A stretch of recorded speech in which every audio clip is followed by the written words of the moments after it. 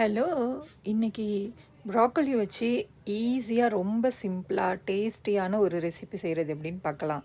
அதுக்கு முதல்ல அதை நல்லா கட் பண்ணி எடுத்துக்கிட்டு, தண்ணியில் 2, 3 தடவை வாஷ் பண்ணிக்கணும். அதுக்கப்புறம் ஒரு பாத்திரத்தில் கொஞ்சம் தண்ணியை சூடு பண்ணி, அதில் கொஞ்சம் சால்ட் போட்டு வச்சுருக்கேன். இப்போ இதில் நம்ம கட் பண்ணி வாஷ் பண்ண இந்த ப்ரோக்கோலி எல்லாத்தையும் ஒரு 2 மினிட்ஸ் அந்த ஹாட் வாட்டரில் போட்டு ஸ்ட்ரெயின் பண்ணி எடுத்துக்கணும்.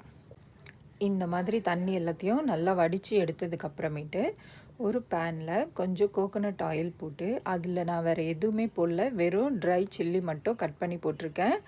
நான் சேர்த்துருக்கிறது கோகோனட் ஆயில் தான். இப்போது இது எல்லாத்தையுமே நல்லா இதில் ஸ்ப்ரெட் பண்ணி விட்டுட்டு ஒரு மூடி போட்டு ஒரு 2 மினிட்ஸ் நம்ம நல்லா பாயில் பண்ணி எடுத்துக்கலாம். தண்ணி எதுவுமே சேர்க்க வேண்டாம்.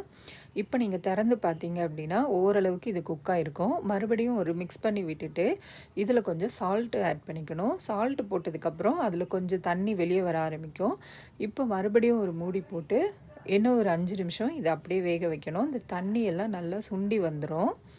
இப்போ பார்த்தீங்களா தண்ணி தெரியுதுல்ல, இந்த தண்ணி நல்லா சுண்டி வர வரைக்கும் வெயிட் பண்ணிவிட்டு இப்போ திறந்து பார்த்தீங்கன்னா தண்ணி இல்லாமல் எல்லாமே நல்லா வெந்து வந்திருக்கும். இந்த மாதிரி லைட்டாக கொஞ்சம் ரோஸ்ட் ஆன மாதிரியான ஒரு கலர் வந்திருக்கும். இந்த ஸ்டேஜில் நம்ம இறக்கி சாப்பிட வேண்டியதான்.